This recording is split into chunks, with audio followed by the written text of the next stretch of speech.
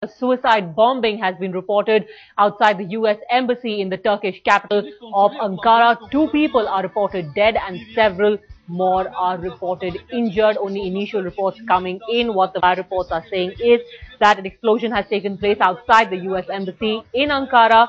Dozens of ambulances and fire engines have been rushed to the scene amid reports of a number of casualties. Initial reports are suggesting that two people have been killed in this suicide bombing. It's not known yet whether one of those two is the suicide bomber, but at least two casualties being reported, several people seriously injured. According to Turkish broadcasters, the explosion has caused no real damage inside the embassy itself, and of course the entire area, as you can see on the pictures before you, has been sealed off. But in a number of countries across the world, US embassies have been targeted again and again by terrorist elements, and this time the attack has been carried out at the US embassy in Ankara. My colleague Rukmini joins us for more. What more details can you give us?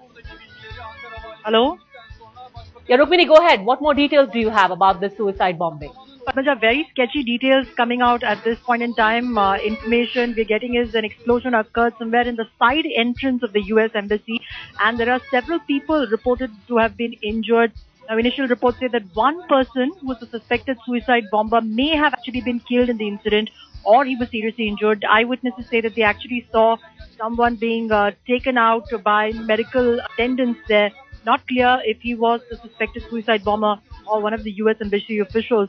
Now, the explosion has not really caused any damage inside the embassy itself, but the entrance to the embassy, if you see those visuals, you can see a big gaping hole there. It was some kind of an explosive device that was detonated at the entrance of the US embassy in Istanbul. And some more reports coming in, Padmaja. I'm just getting information unconfirmed at this point in time that at least two people are reportedly dead in this blast, which Turkish officials believe to be by that of a suicide bomber. Now, an Associated Press journalist has said on wire services that he saw a body on the street in the front of an embassy side entrance. So the bomb appears to have exploded inside the security checkpoint at the entrance of the embassy. This is the initial information that we have. One suicide bomber may have been behind this, at least that is what the initial reports are saying.